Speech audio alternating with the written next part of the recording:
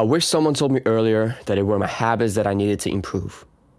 I used to be a social media, weed smoking, video gaming, porn addict. The first thing that I did when I woke up in the morning was to complain about how I felt, complain that I was tired. My life was shit, my life was negative. In order for me to feel better, I would open up Instagram and just start scrolling. Half an hour would pass by and I'd realize, oh damn, I'm getting late for work. I gotta get up, I gotta take a shower, and I gotta make sure that I get on the job on time. Whenever I would get back home after a hard day of work, because I used to work in a warehouse where I was 20 years old and I was working with people who were like 40 years old and they were absolutely negative in their mind, which also influenced me, but I wasn't really aware of that. I needed to find a way to relieve all the stress and all the pressure that was on me. So, what did I do? I rolled myself a joint, rolled myself some weed, went over to a friend's house by the bike, and I just started smoking the day away. Eventually, it would be 8 p.m. when I needed to get back home, sleep, and restart my day. At the end of every day, I thought to myself, fuck, I don't have any time to do anything that I wanted to do. I want to become an artist, I want to get into the gym, I want to get in shape, but I don't have the time. This job is taking up everything of me.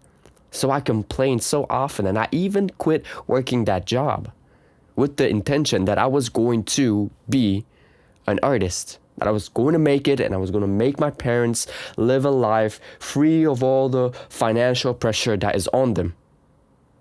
Well, guess what happened? I quit working that job. But I was still the same.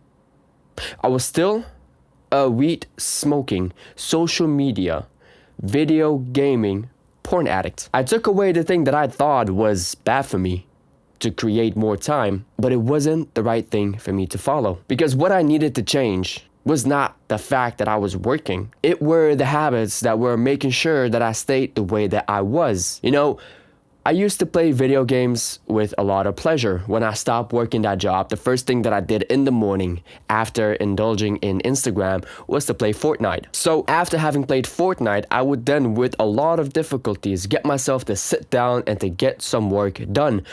But what I would then experience when I wanted to get the work done is pain, is discomfort. I noticed my lack of skill, I noticed my lack of development in this area. And it was hard. I didn't want to learn, so I shut off my computer, got up, cycled all the way to that friend, and I asked if he had some weed. You know, what I wasn't aware of back at the time, which I learned eventually after being in depression and realizing what the fuck do I need to do with my life, and reading in a book that habits matter a lot. I didn't really know and understand what it meant to have good habits. So I question myself, how is it possible that there are people in this world who do the same habits that I am doing, and yet they are becoming successful, they are making it in life? And that's where I stumbled upon a glimpse of truth. I realized that the only reason why I was doing those habits was because of one main fact, and that is that I didn't have a good relationship with being in pain, that I didn't have a good relationship with being in discomfort, that I didn't have a good relationship with growing and becoming better. I had a weak mindset. I was comfortable. I was filled with pleasure, and that's the only thing that I knew. Whenever things would be hard in my life, there would be safety nets set in place that will make sure that the pain for me is relieved. That's all good and well as a kid. But when you're a grown-up, at the time I was 20 years old, I didn't know how to manage the hardships of life.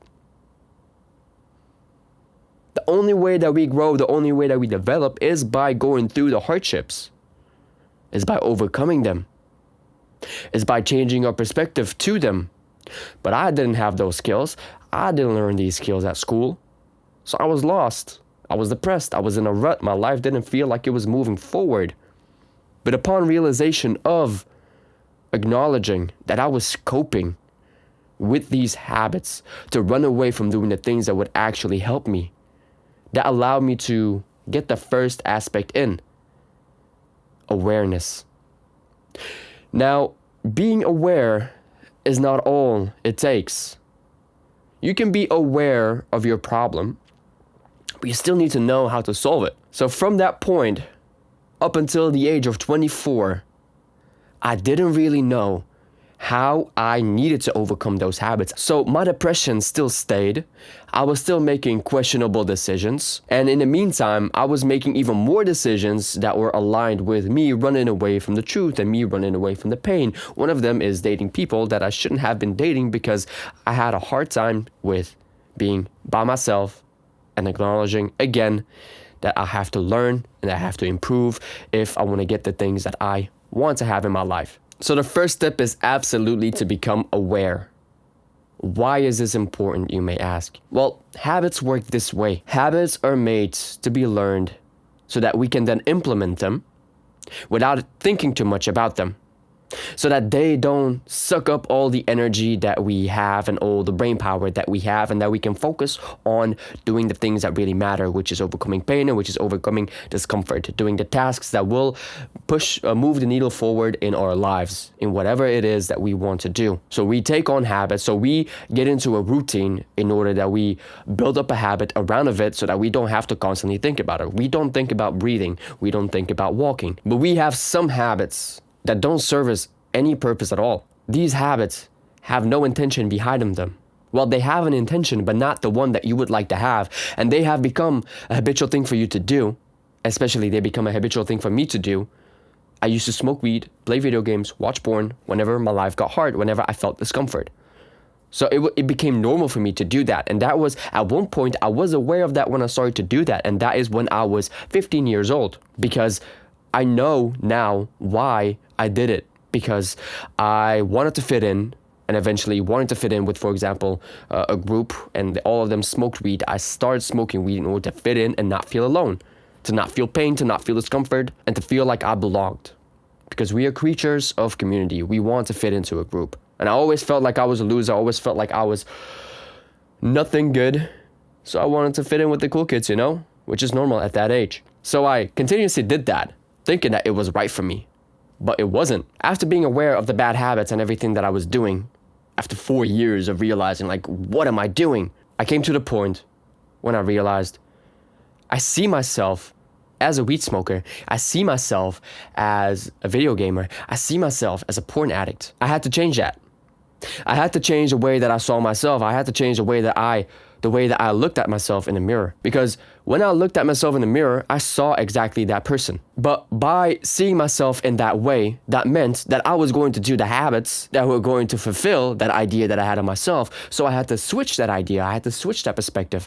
I had to change myself. So I stood in front of the mirror and I was telling myself the opposite things. I am not a weed smoker. I am not a porn addict. I am not a video gamer. I am not someone who entertains myself with social media. In the beginning, it sounds strange because it seems like you're contradicting yourself, and to a degree, you are contradicting yourself.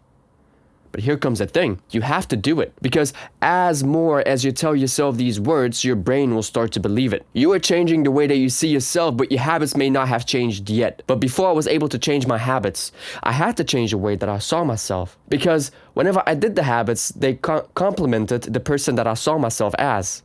So by changing the way that I saw myself and then doing habits that contradicted who I wanted to be and who I saw myself as, that then showed me contradiction in how I saw myself. So that meant that I had to change my habits. That gave me reason. So we have awareness and now we have reason. Reason is the next step. It is your purpose to change. Because the reason now is I am contradicting the person that I see myself as. Okay, now I have these two things. What else am I going to do? Okay, I learned about journaling. And I started questioning, how can I use journaling to my advantage? Oh, there's something like a morning routine and an evening routine. Okay. You know what? I'm going to start my day setting the intention to make and complete tasks of the person that I see myself as. So for example, I looked into the mirror and I said, you are a high achiever. You are somebody who gets the tasks done. You are a go-getter. You don't let your fear decide what you want to do. You persevere through your fear. You are courageous. You are somebody who can attract a lot of women. You are somebody who can go to the gym and build up a nice physique. You have a nice physique. I was telling myself these things before I had them. So in the morning, I then wrote down points that would get me to act on the things that I thought and believed myself to be. And then in the evening, I would sit down and I would reflect upon those tasks that I gave myself in that day to see if I completed them and why I did not complete them. And more often than not, I wasn't able to complete them, which is normal. Because you still have the old you that is inside of you and you're fighting against it. Because your habits are still present. You need to work through the habits. You need to push through the habits. But in order to do that, you have to change your awareness and you have to give yourself a reason to change. And now you have given yourself an action plan. And every morning, I was giving myself that action plan. And the more I took action, the more I did that, the more I reflected upon everything that I was doing, I started to become aware of what the other little things were that I needed to improve myself on. Then I started to know that, oh, okay, I'm a bit fearful. Why am I afraid to approach that girl? Well, I think that I'm ugly. Well, then I knew, okay, I gotta look myself in the mirror and tell myself that I'm beautiful, that I'm attractive. And for some reason, when you say these things, one, you feel better, you feel more confident, and when you act and you eventually get results, that will give you confidence.